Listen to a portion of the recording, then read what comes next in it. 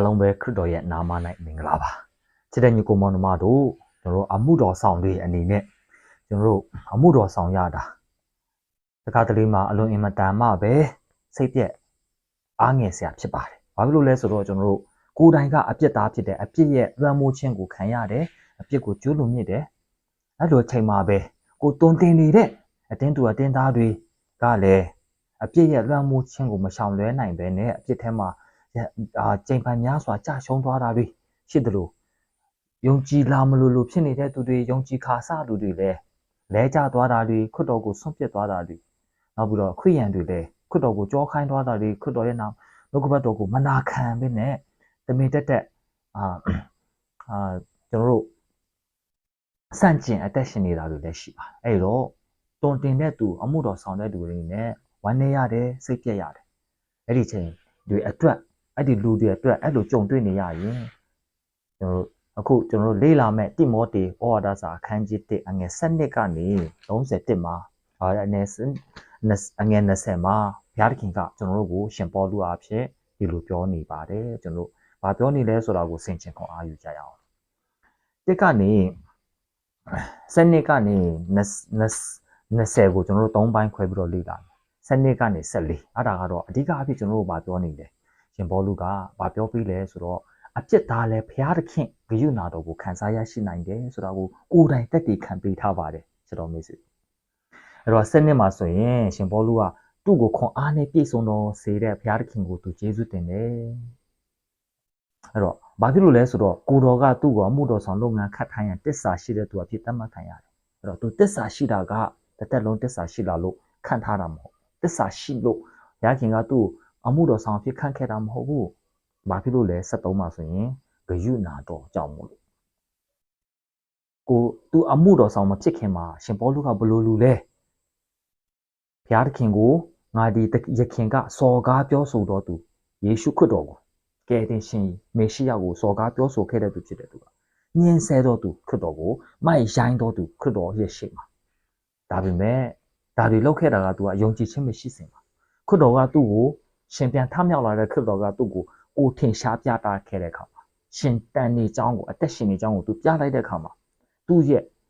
နှလုံးသားကခရစ်တော်ယေရှုကခရစ်တော်ပဲဆိုတော့ယုံကြည်သွားတယ်အဲ့လိုယုံကြည်လာဖို့ဘုရားသခင်ကသူ့ကိုစော်ကားပြောဆိုပြီးတော့တိုက်ခိုက်ချိန်မုန်းနေတဲ့ပေါလုကိုဂိူနာတော်အဖြစ်ခရစ်တော်ရဲ့ခန္ဓာကို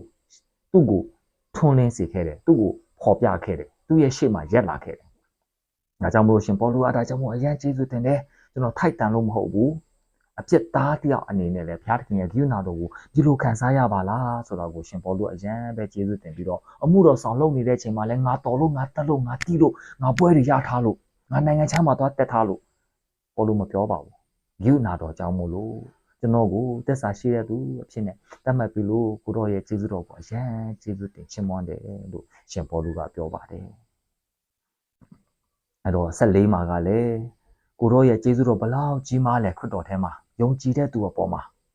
ကိုရောရဲ့ချစ်ချင်းမြတ်တာတွေဘလောက်လဲကြီးမားလဲဆိုတော့သူစင်ချင်နှလုံးသွင်းပြီးတော့ဘုရားသခင်ရဲ့ဂိူနာတော်ကိုကျေးဇူးတော်တွေကိုသူကချီးမွမ်းထားတယ်ဒါကြောင့်မို့လို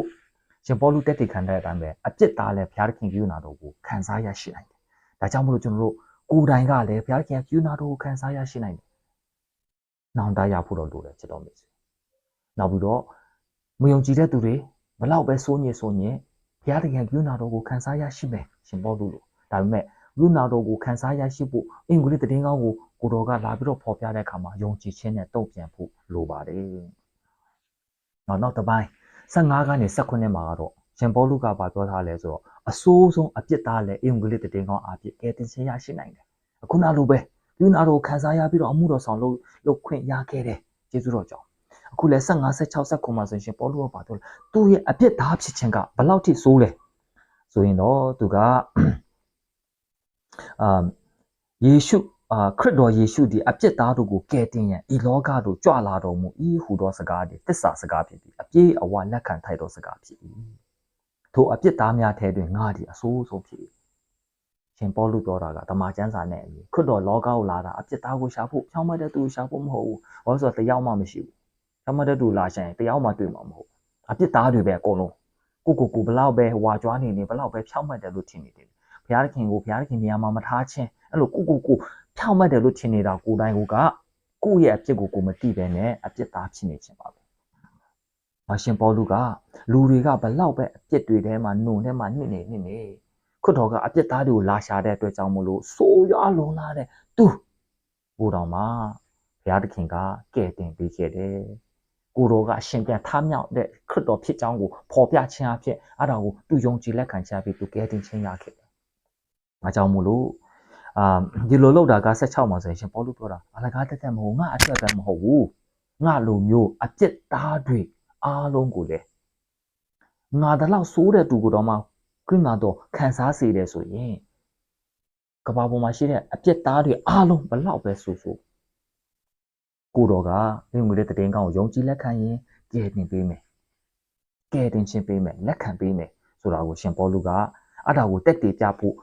ခမဲဘုရားသခင်ကကျွန်တော်ကိုအပြစ်သားဆိုးရွားလာတဲ့အပြစ်သားကိုအဆိုးဆုံးသူကိုယူနာပြခဲ့တာဆိုတာကိုရှင်ပေါလုတက်တည်ခံထားပါတယ်ဒါကြောင့်မို့လို့ရှင်ပေါလုကအဲ့တော်ကိုဆင်ခြင်လိုက်တဲ့အခါမှာဘုရားသခင်ကဂရုဏာတော်မေတ္တာတော်အဲ့တော့ဆင်ခြင်လိုက်တဲ့အခါ19မှာဆိုရင်ထာဝရဘုရားသခင်ကိုချီးမွမ်းထားပါတယ်ကျွန်တော်ညီကိုမောင်နှမတို့ဘုရားသခင်မကယ်တင်နိုင်တဲ့အပြစ်သားဆိုတာမရှိပါဘူး။ချောင်းမလုံးလို့ဘုရားသခင်ကယ်တင်စရာမလိုတဲ့လူဆိုတာလည်းမရှိပါဘူး။အကုန်လုံးကအပြစ်သားတွေပါ။ဘလောက်ပဲစိုးညစ်ပလေစီအင်္ဂလိပ်သတင်းကောင်းကိုကြားနာထိုက်တယ်။ကြားနာပြီးတော့အဲ့ဒါကိုကြားနာခြင်းအဖြစ်ဘုရားသခင်ကဂရုဏာတော်ကိုခံစားရရှိမယ်။ယုံကြည်ပြီးတော့နောင်တရလာ။ရှင်ပေါလုလို